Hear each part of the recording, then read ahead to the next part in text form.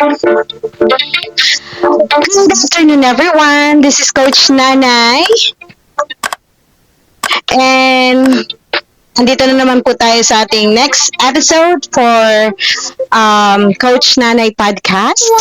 At napakasaya po ngayong araw na to dahil meron po tayong panibagong guest. Yung guest po natin ay, naku, ang future Wesley So ng Pilipinas. Ito na po yata yung masasabi natin, maangkin nating sariling atin na hindi na po pupunta sa ibang bansa. Hopefully. Yan. Kaya po nila-launch natin ng podcast kasi po para matulungan po natin at pa-support natin ang ating mga players sa chess dito sa Pilipinas. Kaya wag na tayo magpatumpik pa. Yung guest po natin ay mag-ina po sila. Siyempre, kailangan pag may player po tayong guest, siyempre kasama din yung magulang. Alright, so pakikilala ko na sa inyo ang ating guest. First of all, babasahin muna natin yung credentials niya. Kaya ako napawaw dito sa ating guest. Kasi at the age of 7-year-old, nakikipagbakbakan na ang ating guest sa matatandang mga player. Kaya mo yun, 7 years old. At marami na rin po siyang article na na features. Binansagan po siya na isa sa the next Wesley So. Doon po sa Chess Wizard, lakas ng sacrifice niya doon sa article na yon. Pati daw Grandmaster napapawaw. So, huwag na tayo mapagpatumpik-tumpik. Napakadami niya pong achievements. Grabe. Kung iisa-isahin ko po ay mamaya pa po tayo matatapos. Kaya po, tingnan nyo na lang. Ipopost ko dito kung ano mga achievements niya from the year 2022 up to present. Grabe, nang taon lang siya. Kaya makikita po natin ang story nila. Mag-ina po sila. Sila po ay si Marius Zay Constante at ang kanyang mother, si Mrs. Constante. Palakpakan po natin sila. Hello! Hello po, Mami. Mami Mary Ann. Tama? Opo, hello po. Pwede na yun na itawag namin sa inyo. Kamusta po kayo? Okay naman po. Ayan. Good Ikaw, afternoon. Marius, kamusta ka? I'm fine. You're fine. English speaking pala nga pala. How are you pala for today?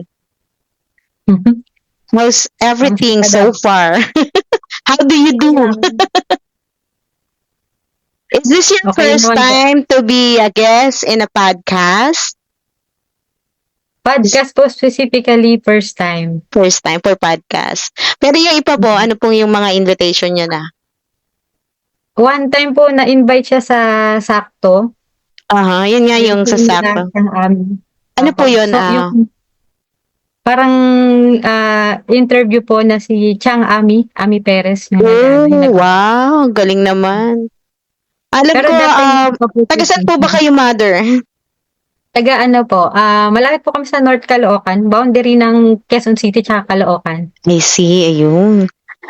Actually, nirefer po kayo sa akin ni Miss Maripe, yung pong president ng SIFAG. Tama po ba? Yung po siya po ang nagsabi sa akin kasi na-amaze daw siya sa anak nyo. And which, nung nakita ko po yung achievement ni Marius, nung sinenyo yung may resume po siya talaga, mga kapatid. May resume po siya, mga ka-coach dyan. At Diyos ko, grabe, as in nawindang ako sa batang to. 7 years old, napakadami niya ng achievement. Grabe, apaka-swerte ng ating mami ngayon dahil mayroon siyang isang genius na anak. So, kamusta po kayo sa inyong buhay-buhay ngayon, sa ngayon? Busy po ba? Meron po kayong mga ano? Opo, medyo kakatapos lang nung niya kumbaga Kumbaga sa ano ng yung heavy. tournament? Sunod-sunod po yung ano niya eh. Periodical Opo. exam, Pilipinas Opo. tournament. Mahirap po. Meron po ba kayong work, mami? Or plain housewife po kayo? Sa ngayon po, ano, parakit-rakit lang. O parakit-rakit? Tapos si daddy po ang working. Opo, work from Okay. home siya. Work from home. Okay. So ano po, start na po tayo. So, bigyan niyo po ako ng, ano po, tawag dito, brief, parang story po si Marius nung siya ano pa, maliit pa, tapos po hanggang sa yung family background niyo po at saka po yun kung kailan siya nag-start ng chess. Opo. Actually, ano po, si Marius, only child siya. Ano, wala ka. I see. only child po siya. Tapos kami ng father niya, pareho pong engineering yung background namin. Oh, So, I see. Kayo po ay engineering for ECE po, ECE. electronics. Pares kayo ACE. Alright, Opo. okay po. Tapos po, So, doon nung nag-start talaga siya, hindi po talaga chess yung activity niya. Math yung ginagawa niya. So, math. kaya siya dati na interview dahil dun sa math niya kasi nag-advanced math po siya nung 4 years old pa lang siya. Wow. Opo. So, doon siya nag-start na parang may mga nagsuggest sa amin na ba't hindi niyo turuan ng chess kasi parang magaling siya sa mga puzzles tsaka logic. Oo nga. So, yun po, nung 5 siya, naisipan namin siyang bilhan na ng chessboard. Tapos pinapanood lang namin siya ng video sa YouTube para matingnan niya yung mga rules. Tapos doon po, siya yung natuto siya doon. Tapos, trinay na At the age of 5 years old po siya. Oo, nag-start. Okay. Pero Noong kayo po, 2022, 2022. So, dito lang, 2022 after pandemic? opo, after Okay. pandemic. Okay, good. Pero kayo, mami, ikaw at saka yung father niya, meron pa silang idea? Meron pa kayo idea about chess? Marunong Ano kayo? naman po, basic po siguro yung mga ganun. Pero hindi talaga Tira naglaro. lang. Opo, may tira lang. Alam lang kung paano mag-move. Pero yung, kumaga, alam lang yung mga, kung paano mag-checkmate. Pieces, ganyan. oo. I mean, basic nakakapaglaro po kayo. So, meaning nakakaintindi kayo. Nakakaintindi naman po. Pero yung Hindi naman strategy and personality. technique na hindi Wala po. nyo ala. So, nung nalaman nyo po na, tawag dito, na siya ganon, inintroduce nyo na siya ng chess, nagkaroon ba siya ng interest agad? Or, paano yung ginawa nyo, para ma-introduce sa kanya? Since sabi nyo kasi math yung talaga yung, dun siya nakitaan ng, ng kumbaga genius, pagka-genius Opo. niya. And then, papaano nyo na-introduce sa kanya yung chess? Actually, po si Marius kapag may nakikita siyang bago, madali siyang magka-interest. Okay. So, nung nakita niya yung chessboard, siya, takang-takang, to? Tapos, paano to ginagamit? Okay. Di ba kasi yung chess parang puzzle din? Yes, So, nung nakita niya na, may mga puzzle pala to, na-attract agad siya. Ay, Kasi talaga. nag-start siya. I So, see. trinay namin since hindi kami familiar pareho ng father niya, naghanap agad kami nung magko-coach sa kanya. Okay.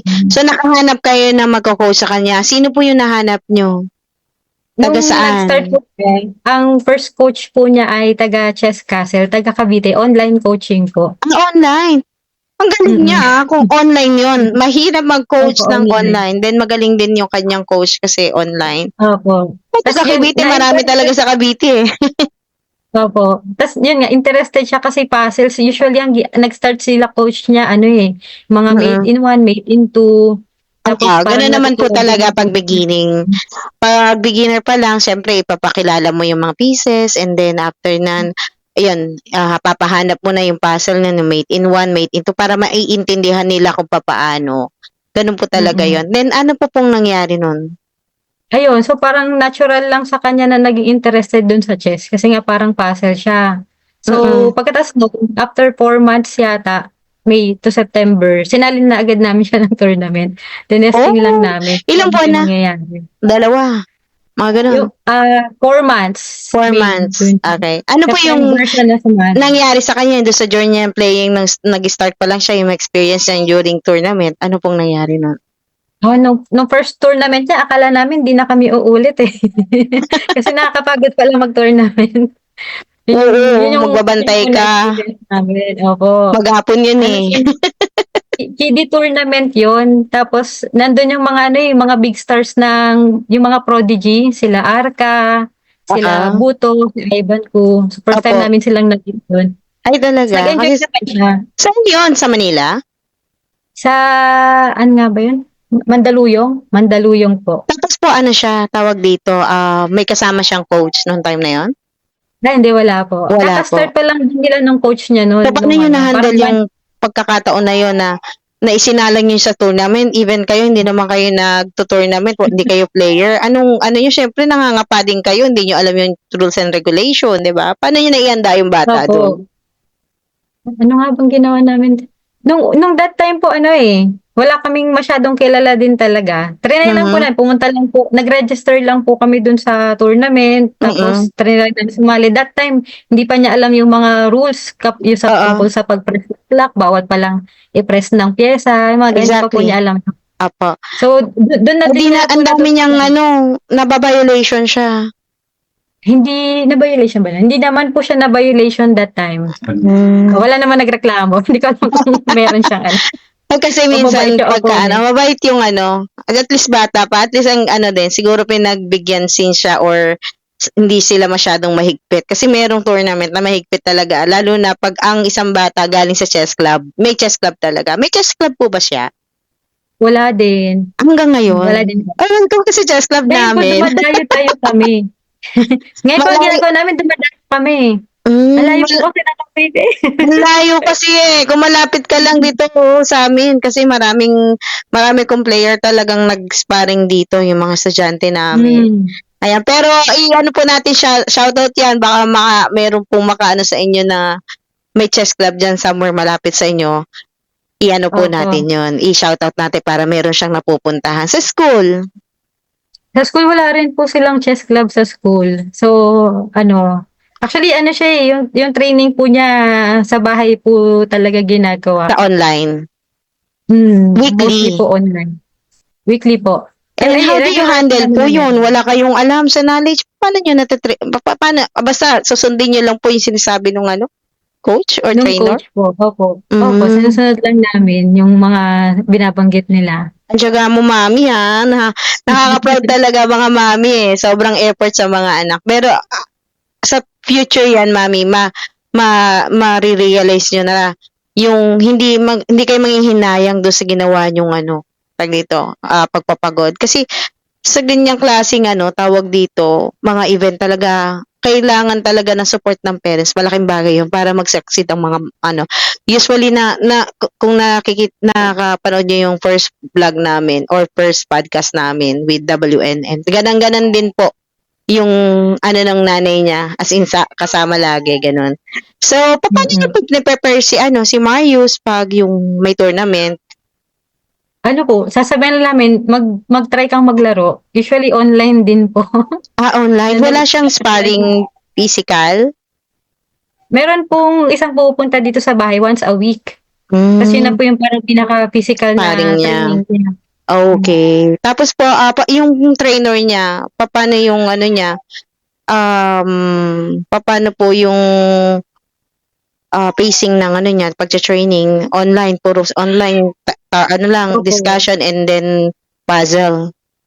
Mhm. May mga Ah, lessons po sila. oo. Naiintindihan niya naman na yung lesson. Naintindihan naman na po. Pero Depende nandun din po kung kayo, anong mami, level. kasi pag bata, ang hirap din kasi pag yung ipinag-ubayan natin na siya lang. Tapos Mm. online. Kasi syempre, yung focus niya. Siguro, hindi ba mahirap si Marius pagdating sa gano'n? Yung focus po yun po yung wino-workout pa din nung mga coach niya. Kasi may tendency pa rin siya na habang naglalaro kunwari, imbis na sa board niya nakatingin, sa kabilang board nanonood eh. yun yung wino-workout pa din siya. Oo nga, yung At focus medyo mabilis talaga. pa rin tumira. Opo. Oo, mabilis pa Naiinit rin pa siya. rin. So, syempre, pagka tawag dito, nagto-tournament si baby or si Marius, may times na natatalo, di ba? Hindi naman lahat panalo. Paano niyo po na-handle yun at his very young age? Ano naman po siya eh, hindi siya umiiyak 'pag natatalo. So, okay. Parang Wala wala pa talaga ano, wala sa kanya. gusto lang niya Parang maglaro. gusto lang niyang maglaro, opo. Parang lalaro siya 'pag talo, lalapit lang, "Mama, I lose." Gano'n lang. Eh, talaga. Okay lang. Masyado pang pure yung kanyang ano, no? Wala. Parang okay lang yun sa kanya. Paano po yung Opo, nag-e-enjoy po. expense? How do you handle expense po? Is it your own pocket or meron po kayong nakukuhanan na ano, sa mga... Ay, Mhm. opo. Ngayon po sobrang fortunate namin eh, kasi meron po nag-sponsor nung training niya. Ay, So, yung talaga? mga lessons niya, may nag-sponsor po. Tapos paminsan-minsan po yung ibang Sino po ito? tournaments. Mga politiko ba ito or ano? Hindi po, private Mga person. private. Ang galing. Opo, Sana all. hindi ko po sure kung Bibihira. pwede ko banggitin eh, kasi low Opo. profile po eh. Opo, okay lang po 'yun, mami. Natanong lang naman natin kung ano Opo. po, kung meron pong sa expense. Kasi usually talaga nakakapanghinayang ang isang bata kung meron ng kakayahan tapos wala naman silang kakayahan mag-support, 'di po ba? Kaya ang suwerte niyo na meron pong ano, ay thankful na rin tayo dahil meron mong ginagamit ang Diyos na kasangkapan para po ano, ma-support yung kanyang paglalaro. Pero Hmm. sa ano po, LGU, nailapit na po Ay, siya, wala po. hindi pa. Hindi po, wala. Well, sa Parang school wala po, po. yung sa school, nalaban naman Yung sa, siya sa school. yung sa school po, siya po yung pinanglalaban ng ng school nila kapag may Mm. mga DepEd palaro. Talaga? 7 years old, Oo. grade 1, no? Tapos alam po Kinder niya po yung mga siya. grade 6. Hindi naman po. Joke lang. Lagi po siyang second place sa yung city meet dito sa Oo. amin, sa Caloocan. What about you, Marius? What is your feeling whenever you are winning the tournament? Do you have something to share with us? Yung nararamdaman pag nananalo ka? Pag nananalo ka. Ano na, Happy? happy daw siya. Wala pa talaga siyang ano, mother, ano, yung parang, wala pa siyang pakialam, yung ganon. As in, talagang pure pa talaga na batang-bata siya, ano. Yan naman po Mm. yung maganda. Kasi Opo. basta makapaglaro lang, yun lang yung goal Oo. niya talaga. Pero alam mo po ba, after how many years pa, pag yan eh, nasa 5 years to come pa, or let's say sabihin natin nasa grade 6 na yan, apakabigat na yung ano niyan, tumira. Baka nga, sabi nga, kaya siguro siya nabansagan kasi syempre yung mga yung mga, sa mga chess tournament kasi nakikita nila yun eh. Di ba marunong siya mag-record ng tira? Marunong na po. Marunong Pero na. kapag speed, hindi pa po niya nagagawa ng mabilis eh, kasi mabagal pang magsulat eh. So, pero Oo nga. kapag standard, nagagawa na niya. So, Mario. So, yan. One of the reason why, kasi nga, di ba, nare-record yan, na-analyze yan. So, yun. Kaya, tawag dito, na ano nila, na-assess nila yung bata kung ano yung kakayahan. So, dun tayo sa ano, last ano natin, question. What is your advice po do sa mga mami at saka po dun sa anak nyo? Sa'min po kasi ang lagi lang namin sinasabi kay Marius, basta interested pa siyang maglaro, Mhm. isu-support po namin siya. Pero kapag dumating yung time na ayaw na niya, hindi Mhm. rin naman din po namin siya pipilitin. Mm. So, siguro gano'n din sa ibang mga parents, basta hayaan lang yung anak nila na Support maglaro, lang. i-support nila kung kayang i-support as much as possible. Opo. And yun po siguro, Kasi, naka-enjoy lang.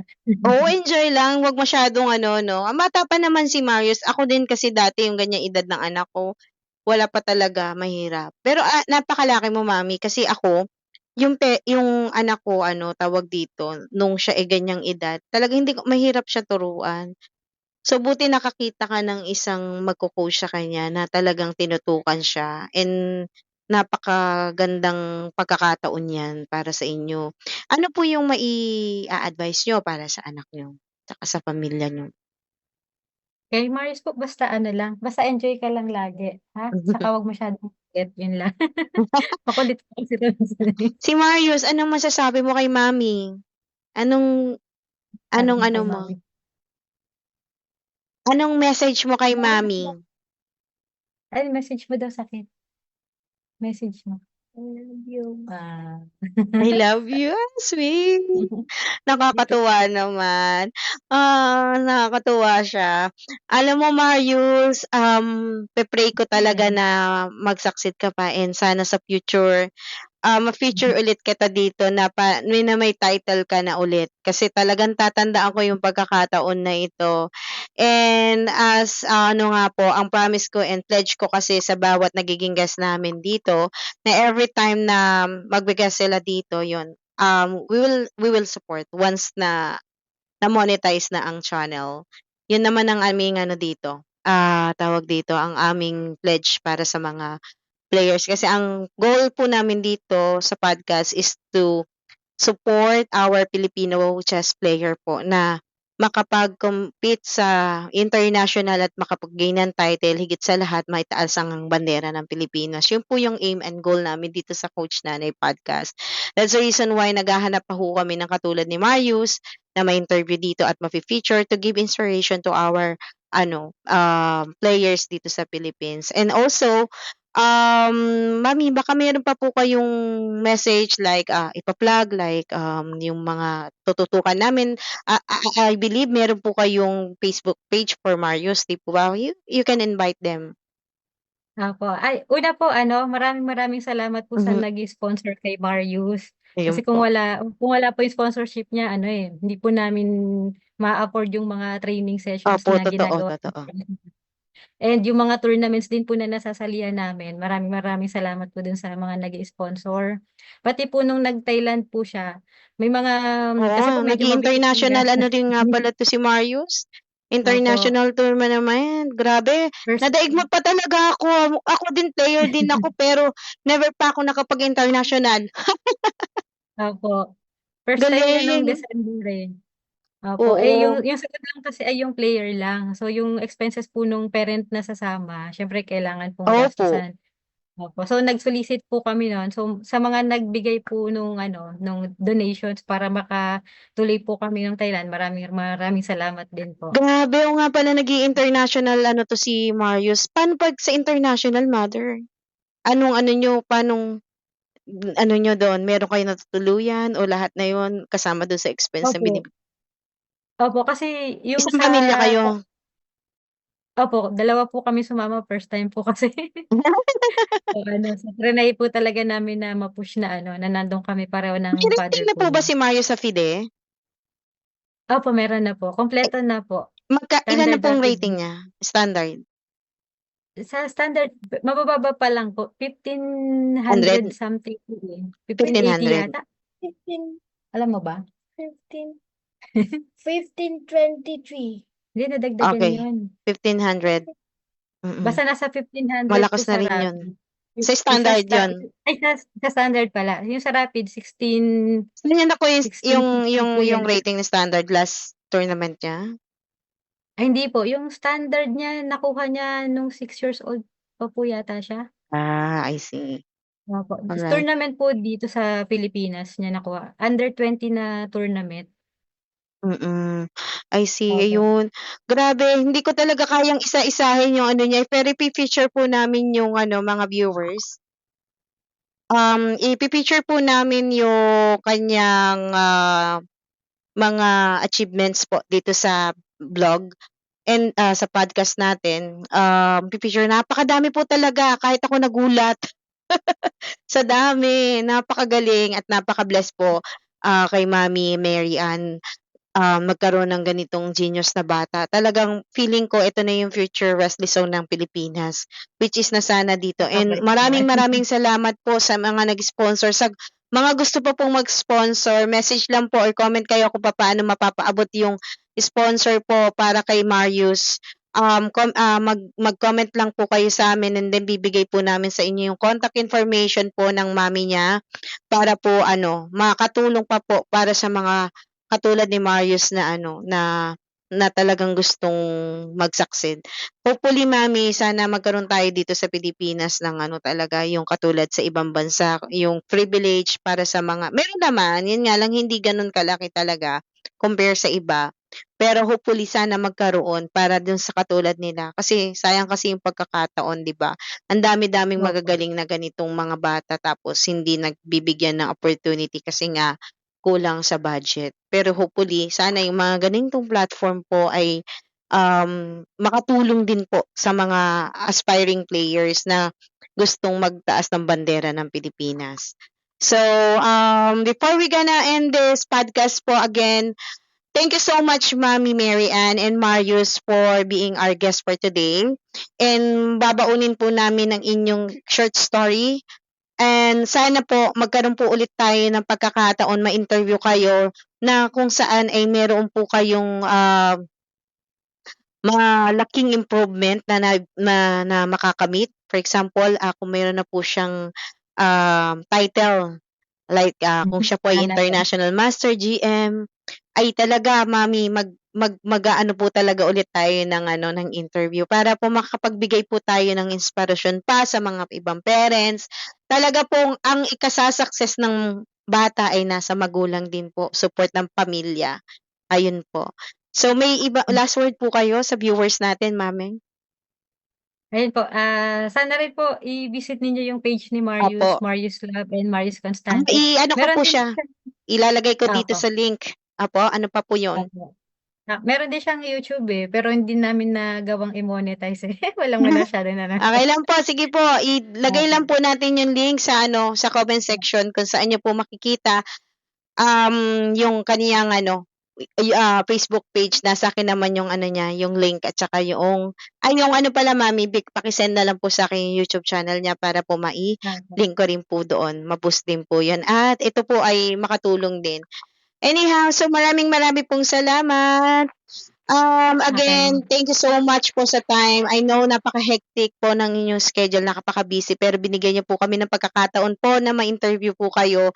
And we really appreciate po yun. Sana po soon talaga, hindi lang ito yung interview na magagawa natin, mai-cover po din natin siya for vlog. So thank you so much po, Mami. Bye-bye po, Marius. Thank you so much. Thank you po. Bye!